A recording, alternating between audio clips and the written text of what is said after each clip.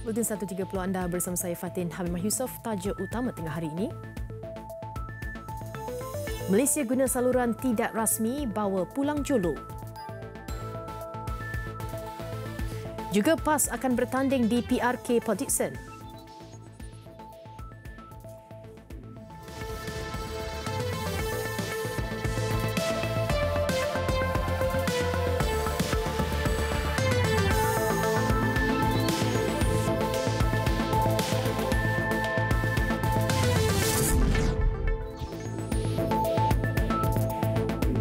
Assalamualaikum dan salam sejahtera. Malaysia akan menggunakan saluran tidak rasmi untuk membawa pulang ahli perniagaan Low Teck Joe atau Jolo yang dipercayai bersembunyi di China.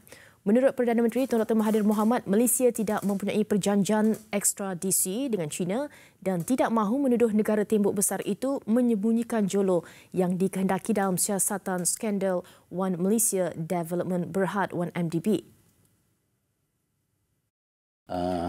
It is quite tricky for us to sort of accuse China of hiding him. So we're trying to work out some ways of private efforts to get back Jolo from China. He's said publicly that he sees himself as a Chinese intelligence asset. Is it other foundation? Perdana Menteri berkata demikian ketika ditanya seorang anggota Majlis Hubungan Luar Amerika Syarikat dalam pertemuan beliau dengan badan pemikir terkemuka di New York. Tun Dr. Mahathir turut menafikan dakwaan Jolo merupakan aset pintar bagi Beijing dan berpendapat China tidak mempunyai rasa hormat terhadap Jolo sama sekali.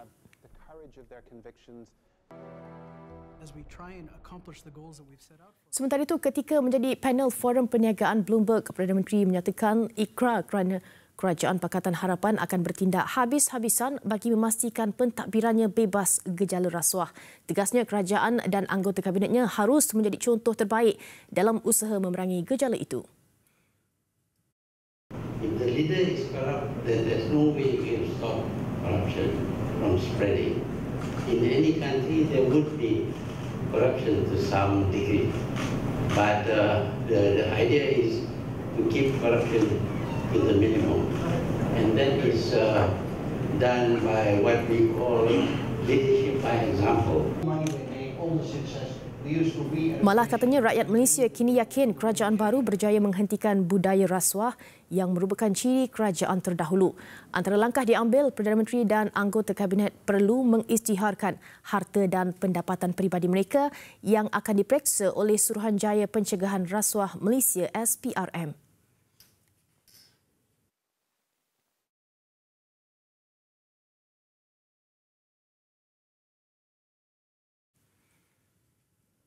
Dan ketika ditemu ramah wartawan Farid Zakaria dalam forum tahunan kedua perniagaan global Bloomberg, Tun Dr. Mahathir Mohamad sekali lagi mengulangi pendiriannya berpegang pada janji untuk mengalihkan kuasa kepada Datuk Seri Anwar Ibrahim menjawat Perdana Menteri ke-8.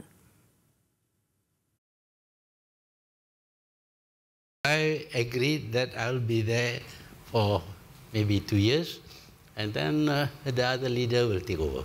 So it is your expectation and desire that Anwar Ibrahim should be the next Prime Minister of Malaysia? That is my promise. Menurut Tun Dr. Mahathir, beliau setuju menjadi Perdana Menteri kerana Datuk Seri Anwar berada dalam penjara ketika Kerajaan Pakatan Harapan mengambil alih pentadbiran. Jalinan kerjasama antara empat parti dalam Pakatan Harapan membolehkan perbalahan lalu dilupakan bagi menumpukan isu lebih penting untuk menumbangkan pemimpin terdahulu. Jelasnya rakyat mahu Perdana Menteri baru, tetapi ketika itu tiada pilihan kerana Datuk Seri Anwar masih dalam penjara dan tidak boleh menerajui parti. So we have to forget the past and focus on the more. Dalam pada itu, 12 syarikat Amerika Syarikat menyatakan minat meningkatkan pelaburan mereka di Malaysia susulan satu mesyuarat dengan Perdana Menteri Tun Dr. Mahathir Mohamad semalam. Menurut bekas pengasas Majlis Perniagaan Amerika Syarikat ASEAN, Ernest Bauer, fokus utama menjadikan Amerika Syarikat antara dua pelabur asing utama di Malaysia. Syarikat dalam mesyuarat bersama Tun Dr. Mahathir membincangkan peluang yang ditawarkan di Malaysia. turut dikongsi Perdana Menteri pertukaran dasar kerajaan di bawah kepimpinan beliau.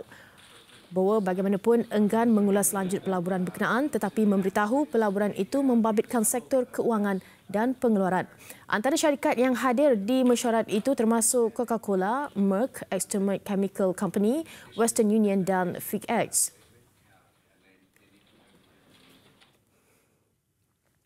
PAS akan meletakkan calonnya untuk bertanding pada pilihan raya kecil PRK Parlimen Port Dickson pada 13 Oktober depan. Presidennya Datuk Seri Abdul Hadi Awang berkata keputusan itu dicapai dalam mesyuarat Jawatankuasa Harian PAS Pusat di Marang, Terengganu malam tadi dan calon berkenaan akan diumumkan malam ini. Yang pertama, kita mahu menghidupkan demokrasi.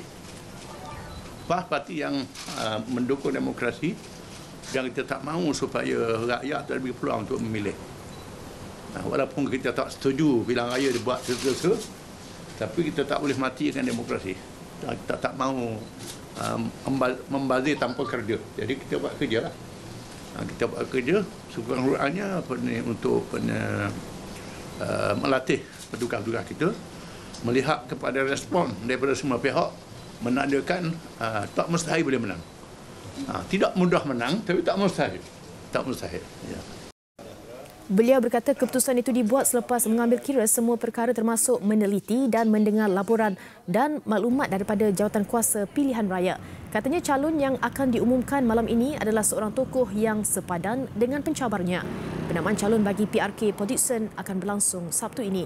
Sebelum ini, Barisan Nasional BN sebulat suara memboikot PRK Parlimen Port Dickson dengan tidak meletakkan calon. Sementara Datuk Seri Anwar Ibrahim berkata beliau menghormati sesiapa sahaja yang menjadi lawan beliau termasuk dari Parti PAS dalam pilihan raya kecil PRK Parlimen Port Dickson. Dalam masa yang sama, beliau akur dengan keputusan UMNOR dan Barisan Nasional untuk tidak meletakkan calon. Itu terserah, itu hak mereka dalam proses demokrasi. Saya akan bekerja sebagai seorang calon biasa dan akan bekerja keras dari pagi sampai malam di Port Dickson menemui rakyat, menerangkan dua perkara. Satu, agenda nasional, bagaimana saya nak reform parlimen dan memperkuat keberadaan Pakatan Harapan di bawah pimpinan Tun Mahathir. Keduanya, bagaimana untuk jadi satu wakil rakyat yang baik di Port Dickson yang boleh mengangkat kedudukan pembangunan Port Dickson, pusat pelancongan, latihan dan lain-lain. Beliau berkata demikian ketika berucap dalam amanat Perdana Agenda Malaysia Baru di Tunjung Kota Baru, Kelantan malam tadi. Dalam ucapannya, Datuk Seri Anwar turut menegaskan PKR bukan parti warisan UMNO atau parti politik biasa yang hanya mahukan kuasa ketika pilihan raya. Sebaliknya, parti yang mahu memenuhi agenda perjuangan seperti menentang rasuah, menegakkan undang-undang perlembagaan serta penguatkuasaan. Beliau juga menegaskan tiada tempat untuk gerakan lesbian, gay, bisexual dan transgender LGBT di Malaysia dan prinsip ini perlu dihormati dan difahami oleh semua pihak. Seorang ibu tunggal dijatuhi hukuman 6 bulan penjara dan 6 sebatan oleh Mahkamah Tinggi Syariah Terengganu selepas mengaku bersalah melakukan persediaan untuk melacurkan diri di sebuah bilik hotel di Kuala Terengganu 2 minggu lalu. Hakim Syariah Rosdi Harun memerintahkan hukuman sebatan dilaksanakan terhadap tertuduh di dalam penjara Pengkalan Cepa, Kelantan selepas berakhirnya tempoh rayuan selama 14 hari. Tertuduh yang berusia 30 tahun itu mempunyai seorang anak perempuan berusia 7 tahun yang kini dijaga oleh kakaknya di Kelang, Selangor. Dia didakwa mengikut Seksyen 25 Enakmen Kesalahan Jenayah Syariah Takzir Terengganu 2001. Berdasarkan kertas pertuduhan, wanita yang berasal dari Kota Baru, Kelantan dan bekerja sebagai pencanting batik sambilan itu ditahan dalam satu operasi cegah maksiat pada 17 September lalu. Hasil soal siasat, tertuduh mengaku melakukan aktiviti pelacuran dengan kadar bayaran antara RM300 hingga RM1,000 untuk semalam. Salah guna PAS lawatan sosial dan bekerja sebagai GRO di pusat hiburan. Itu kesalahan yang dikesan dilakukan oleh 20 wanita warga asing yang ditangkap dalam ops gegar di sebuah pusat hiburan dekat Jalan Kia Peng, Ibu Negara malam tadi. Operasi dilakukan Jabatan Imigresen Kuala Lumpur bermula jam 1 pagi turut mengejutkan lebih 100 pengunjung. Ketika serbuan, kebanyakan GRO warga asing sedang leka melayan pelanggan.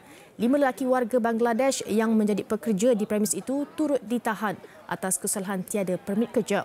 Hasil pemeriksaan mendapati 16 wanita warga Vietnam dan 4 Indonesia itu mendapat bayaran sekurang-kurangnya RM100 semalam. Seorang penjaga warga tempatan ditangkap bagi membantu siasatan. Kesemua tangkapan dibawa ke Ibu Pejabat Imigresen Kuala Lumpur untuk tindakan lanjut. Bersua kembali, Dewan Bandaraya Kuala Lumpur DBKL mensasarkan pengurangan kebergantungan peniaga kecil terhadap penyewa atau pembantu warga asing dapat dikurangkan antara 5 hingga 10% sebelum akhir tahun ini. Pengarah Eksekutif Pembangunan Sosio-Ekonominya, Dato' Ibrahim Yusof berkata, usaha ke arah sifar warga asing itu dilakukan melalui tindakan lebih tegas yang digerakkan menerusi pasukan khas DBKL. Butirannya bersama Juliana Syarin. Beliau ditemui dalam kempen sifar warga asing di sekitar Pasar Jalan Raja Bot Kuala Lumpur yang dianjurkan Persatuan Penjaja dan Peniaga Kecil Melayu Wilayah Persekutuan PPKMWP cawangan Jalan Raja Bot bagi menyedarkan risiko menyewakan perniagaan mereka kepada warga asing, juga tindakan yang akan dikenakan kepada mereka yang menggajikan pembantu warga asing. Kata Dato' Ibrahim, ketika ini terdapat 60,000 peniaga kecil tempatan aktif sekitar Kuala Lumpur. Malangnya, sebahagian besarnya didapati goyang kaki dengan mengaut keuntungan menyewakan lesen mereka kepada warga asing. Benda ni, isu ni dah lama, okey? Dah bertahun-tahun. Tapi kita kena berusaha. Kalau kita tengok kita ada berusaha, sampai bila masalah kita selesai? Paling tidak tahun ni kita dapat mengurangkan at least 10%. Kalau semua menyokong khusus kerajaan untuk mengurangkan penglibatan warga asing dalam sektor perniagaan kecil, kalau semua menyokong, saya ingat 5%, 10% kita dapat kurangkan. Next year kita sambung lagi. Tambahnya lagi, pasukan khas itu turut mendapat kerjasama beberapa agensi penguatkuasaan seperti Jabatan Imigresen, Polis Diraja Malaysia dan Pesuruhanjaya Bangsa-Bangsa Bersatu bagi pelarian UNHCR. Setiausaha Agung PPKMWP Syahrin Darus dalam pada itu memohon kelonggaran daripada DBKL bagi membolehkan peniaga kecil ini menggaji pembantu warga asing dengan alasan rakyat tempatan kurang berminat untuk menjadi pembantu kedai kerana gaji yang kecil. Kami sebenarnya bersetuju apa yang pihak kerajaan lakukan, sifar menjaja warga asing. Tapi kami juga meminta bantuanlah. Maksudnya tenaga kerja di sektor penjaja ni ya. Jadi kalau tak ada pembantu, kita pun susah nak menjalankan perniagaan. Jadi kita minta pihak kerajaan fikirkan satu jalan. Kita ni sekarang ada satu undang-undang UUK 13. Undang-undang penjaja kecil ya. Jadi kita mintalah dapat digubalkan sikit ataupun dilonggarkan sikit. Dimaklumkan sebanyak 3,269 penjaja warga asing telah ditahan menerusi operasi penguatkuasaan secara berterusan dari Januari hingga Ogos lalu.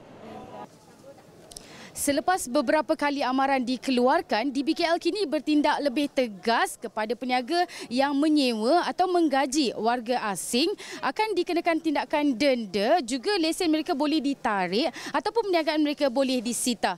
Juliana Syarin, Jalan Raja Bot, Kuala Lumpur.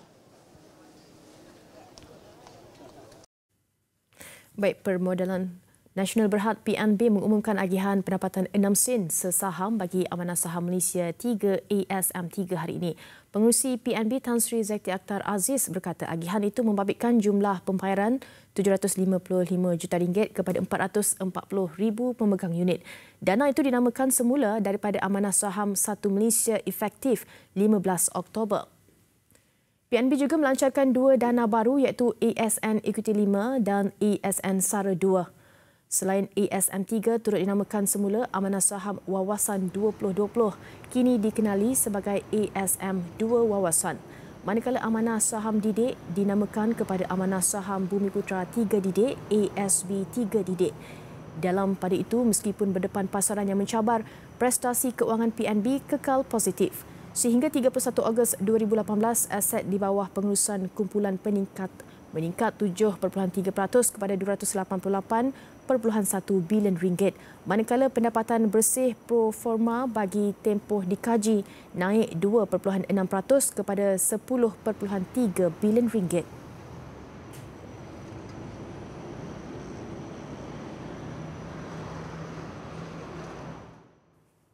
Datuk Muhammad Nakid Abdul Wahab dilantik sebagai pengerusi Felcra Berhad berkuat kuasa 1 Oktober ini. Dalam satu kenyataan, pejabat Perdana Menteri berkata pelantikan itu menggantikan Datuk Seri Bong Mokhtar Radin yang meletakkan jawatan pada 1 Jun lalu. Dengan pengalaman selama 39 tahun dalam bidang perladangan, industri getah dan sawit, Datuk Muhammad Nakid antara lain pernah berkhidmat sebagai Naib Presiden Kanan dan Ketua Perladangan Malaysia di Samdabi Plantation Berhad. Beliau kini adalah Ketua Pegawai Eksekutif Persatuan Minyak Sawit Malaysia MPOA.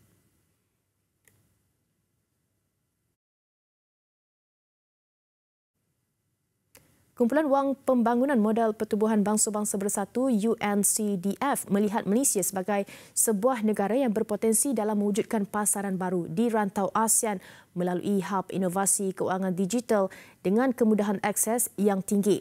Pakar Teknikal Negara Asia UNCDF Jasprit Singh bagaimanapun berkata ia perlu selari dengan peranan pemain industri selain kerjasama erat dengan rakan kongsi serta rangkaian di negara-negara lain.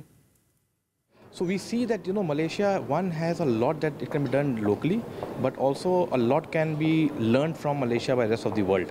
So the inclination of the hub is to also take those learnings with other parts of the world, especially the ASEAN market, and see, what can be shared in terms of those learning and solutions, and how can those partnerships can be built across the countries for them to, take it to a next level. Ujarnya Malaysia juga mempunyai kedudukan geografi dan infrastruktur yang kukuh dalam menawarkan produk dan perkhidmatan bermutu tinggi selain memberi fokus dan peluang kepada generasi muda serta golongan pertengahan dan berpendapatan rendah untuk memasarkan produk mereka. Terdahulu berlangsung Majlis Perasmian Hub Inovasi Keuangan Digital di Kuala Lumpur.